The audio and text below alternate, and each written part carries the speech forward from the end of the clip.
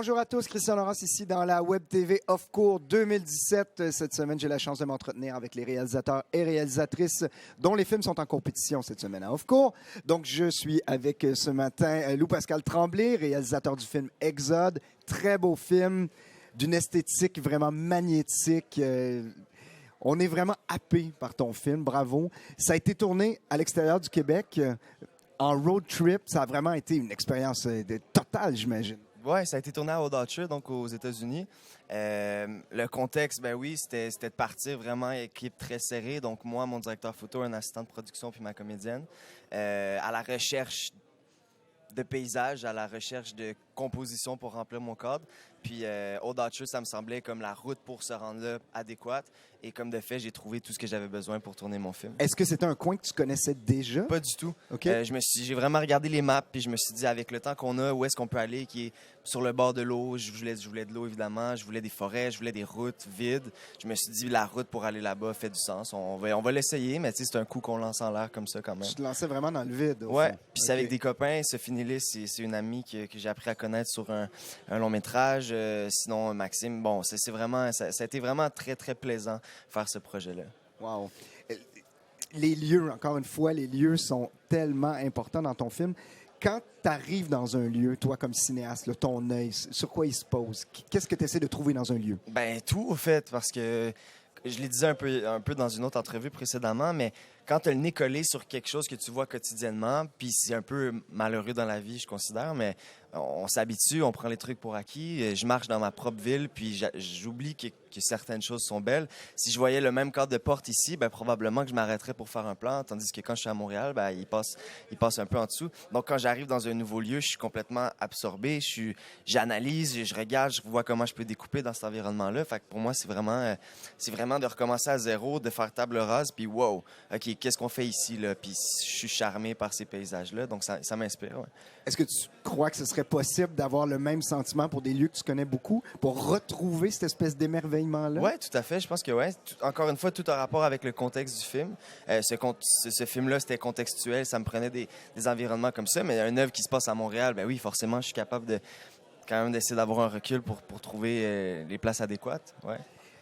Ton film aborde une réflexion identitaire, une quête identitaire, littéralement. Est-ce que c'est quelque chose que tu portes et est-ce que tu crois que c'est quelque chose qui est, en ce moment, très actuel? Ben, oui, de plus en plus. Et pourtant, cette histoire-là est arrivée dans mon entourage. Donc, c'est ce qui m'a inspiré à la raconter. Et pourtant, dans une société où je trouve que de plus en plus, l'homosexualité est acceptée. Peut-être parce que je viens de Montréal. Bon, là-bas, c'est peut-être plus ouvert que certaines places. Par contre, oui, c'est un sujet qui est d'actualité. Et dans ma tête, c'est tellement normal, c'est légitime d'être accepté. Donc, pour moi, je comprends pas qu'on peut avoir des réactions négatives face à ça. Mm-hmm. Et quand cette histoire-là m'est tombée sous l'oreille et que, bon, la mère, dans la vraie vie, la mère refusait même que la fille aille au party de Noël à partir de ce moment-là. Tu sais, dans ma tête, ça fait aucun sens en 2017. Et puis, au même moment, j'écoutais la série de Chloé Robichaud, Féminin. Ouais. Donc, j'étais comme dans un univers de pourtant, c'est tellement legit. Pourquoi, comme quelqu'un, comment tu peux renier ta fille de ton circuit familial? Ça fait pas de sens. Donc, c'était important pour moi de raconter ça. Puis, encore là, il n'y a pas de dialogue dans le sens où c'est simplement des voix hors champ. On sait pas c'est où, on sait pas c'est quoi à l'époque, bon, on s'en fout un peu, mais c'est quelque chose de très universel, donc je pense qu'il y a plusieurs personnes qui peuvent se rattacher à ça. D'autant plus que ma fin est ouverte, c'est une fin qui est métaphorique. Est-ce qu'elle répondra à l'appel? Est-ce que, bon... et puis à chaque fois que je le présente à quelqu'un, ben, il y a comme quelque chose d'interprétation personnelle. Tout le monde le voit d'une certaine façon, puis tant mieux, ben, c'est pour un premier film comme ça, je trouve que c'était une fin qui est intéressante. Oui, parce que tu as quand même choisi d'aborder le sujet de façon indirecte ou de façon oblique, si on veut. Tu aurais pu tout simplement mettre en scène la fille avec sa mère, la fille avec son père ou les autres intervenants, en fait. Pourquoi avoir choisi justement de le raconter sous une forme onirique et métaphorique? Bien, cette idée-là, il y a quelque chose de très poétique. Puis je me cherche encore beaucoup. C'est mon premier film. Ça fait plusieurs années que je fais de la réal en publicité, mais je me cherche beaucoup, je cherche ma signature. Puis j'ai commencé avec une T2i que je me suis acheté, Boboche, puis je sortais, puis je shootais du skate, puis je shootais des clips. Puis donc j'ai un rapport avec la cam qui est super important. Puis avec les focales, avec les ouvertures, j'adore ça. La direction photo, ça ne m'intéresse pas, mais je comprends vraiment la technique. Puis pour moi, je pense que la direction photo prend une grande importance dans mes films, puis ça va rester comme ça tout le temps. Je veux rendre l'image poétique, puis Exode, je pense que c'est exactement ça. Je pense que ça sert aussi le propos. On est séduit par l'image, on embarque là-dedans. 5 minutes, je trouve qu'avec un certain recul, c'est un peu court. Je pense que j'aurais pu étirer jusqu'à 8 si j'avais... Mais bon, à chaque fin de projet, j'ai tellement une liste de choses que je déteste, mais la durée, c'est peut-être ce qui m'embête le plus, surtout dans un contexte de festival où mon film est probablement le plus court des courts ici. On a besoin d'un recul après avoir visionné mon film. Et là, quand on est martelé de 8 courts-métrages dans le même bloc, ben là, c'est dur de prendre un recul, d'autant plus qu'il fait 5. Fait que oui, il y a peut-être c'est la durée que je changerais. Est-ce que tu trouves... Écoute, sortons du sujet de ton film directement, mais est-ce que tu trouves que, justement, les courts-métrages qui sont nécessairement diffusés les uns à la suite des autres, ça nuit un peu à 100%. À la compréhension puis à la réception, en fait? À 100%. À plusieurs raisons. C'est sûr que bon, il y a des thématiques des fois qui se ressemblent, donc il t'ouvre une espèce de channel d'énergie qui te permet de voir l'autre, mais je pense pas que de marteler, d'en mettre 5 ou 6 à la suite de l'autre te laisse le temps de te détacher du film, d'autant plus que c'est des cours, c'est très rapide. Là, on envoie de l'information. C'est un bombardement, ben, c'est un bombardement, puis surtout dans le contexte du mien, où ça laisse place à de la réflexion. Puis c'est avec cette réflexion-là que je pense que tu peux apprécier le film.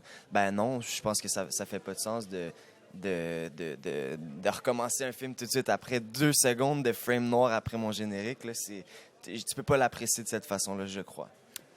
T'es acteur, ouais, à la base. Quand tu te retrouves sur des plateaux avec ton œil de réalisateur, est-ce que ça te cause un certain recul, un certain souci à ce moment-là? Faut que je fasse attention. Pour vrai, tu sais, les deux, je trouve que, premièrement, le jeu puis la réalisation, c'est une danse, c'est un ballet, oui. C'est un tango qui se fait à deux. Quand je joue, j'analyse énormément tout mon environnement. Puis de jouer, ben, ça m'aide à diriger les acteurs, évidemment.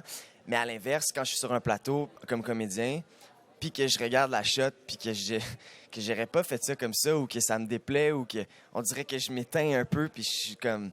je regarde trop comment ça fonctionne, je regarde trop où est-ce qu'il place sa cam, je regarde quelle focale il utilise, puis il faut vraiment que j'apprenne à faire une scission, une coupure entre les deux, parce que...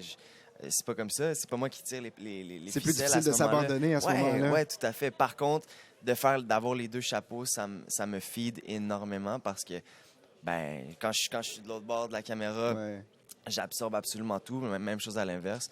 Je trouve ça fascinant d'avoir accès aux deux. Là. J'adore ça. Je suis chanceux. Donc, tu as un œil cinématographique, un œil photographique, sans nécessairement être directeur photo.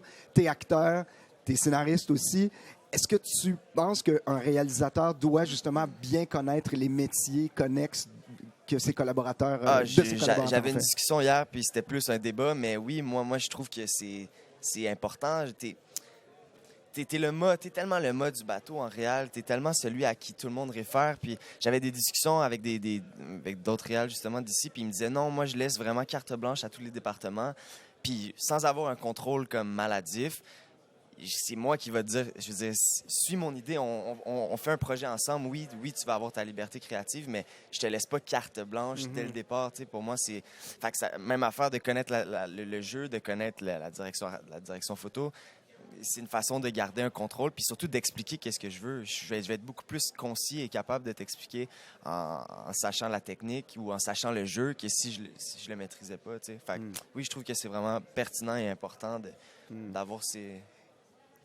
C'est intéressant de voir que ton film fait 5 minutes. Moi, je trouve que c'est une excellente durée, en fait, parce que ça nous laisse avec un sentiment d'insatisfaction qui est satisfaisant, si tu vois ce que je veux dire. On en voudrait plus et on espère en voir plus. Tu as des projets qui s'en viennent bientôt. Tu es en train de travailler sur d'autres cours, sur un long, peut-être? Pas de long, pas du tout, pas encore. Non, ça me... c'est comme... C'est ça trop pour le moment. Ouais, ça m'intimide. Je suis pas prêt, en fait, tout simplement. Okay. Humblement, je suis pas prêt du tout. Oui, j'ai tout le temps des projets on the go, mais là, c'est sûr qu'en ce moment, je me sors d'une tempête comme comédien. J'ai pas du tout eu le temps de mettre du temps sur la réalisation.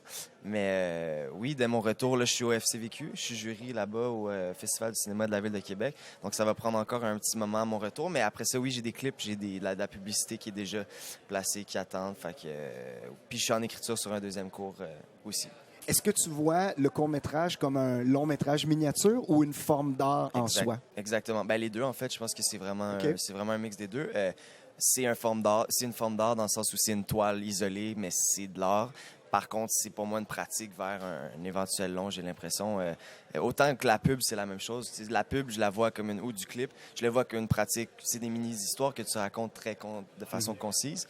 C'est un 30 secondes, c'est rapide. Par contre, tu as un souci d'absolument tout, le jeu, la direction artistique, la photo, donc qui est un peu la même chose pour le court-métrage pour moi. Puis le court, ben, c'est des mini-films, fait c'est une pratique pour un long. Fait qu'ultimement, ce qui m'attend, ben, je crois que c'est un long. Ouais. Lou, merci beaucoup d'être venu nous voir Merci. sur le plateau. Donc, je rappelle que ton film est présenté dans le Bloc Québec 2, c'est Ouais, bien exact. ça? C'est quand la prochaine projection? Le 12, donc qui est mardi à 16h. Mardi à 16h. Donc, je vous invite tous à aller voir Exode, le très beau film de Lou, ici à Off-Court. Sinon, moi, je vous dis à la prochaine, puis on se reparle bientôt.